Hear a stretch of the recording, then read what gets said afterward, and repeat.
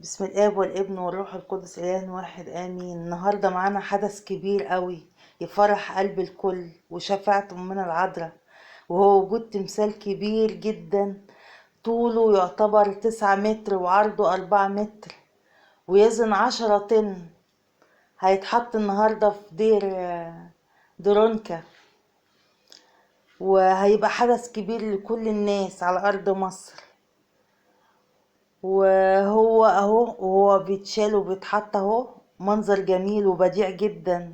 هي اصلا ست العذراء فيها كل الحلاوة وكل الجمال وكل التحية.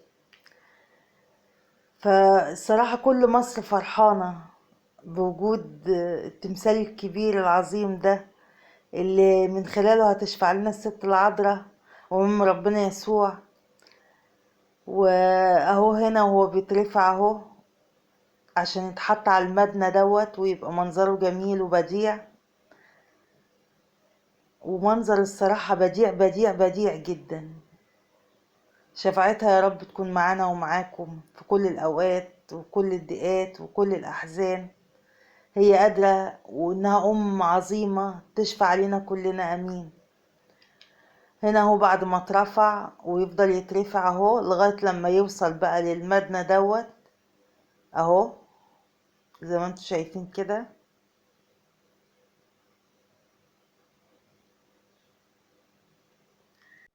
وهنا والتمثال اهو بيترفع على المبنى اللي هيتحط عليه، والناس كلها بتبصله معجبة بافتخار جدا للتمثال العظيم.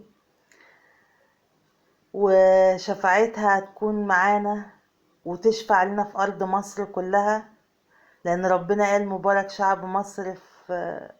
في شفاعة القديسة مريم هتبقى معانا، أمين.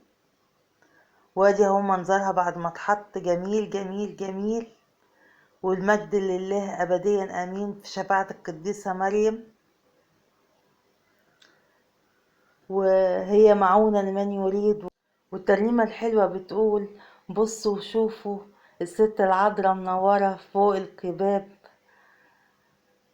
وشفاعتها تكون مع الجميع، ببركتها وشفاعتها معانا، امين.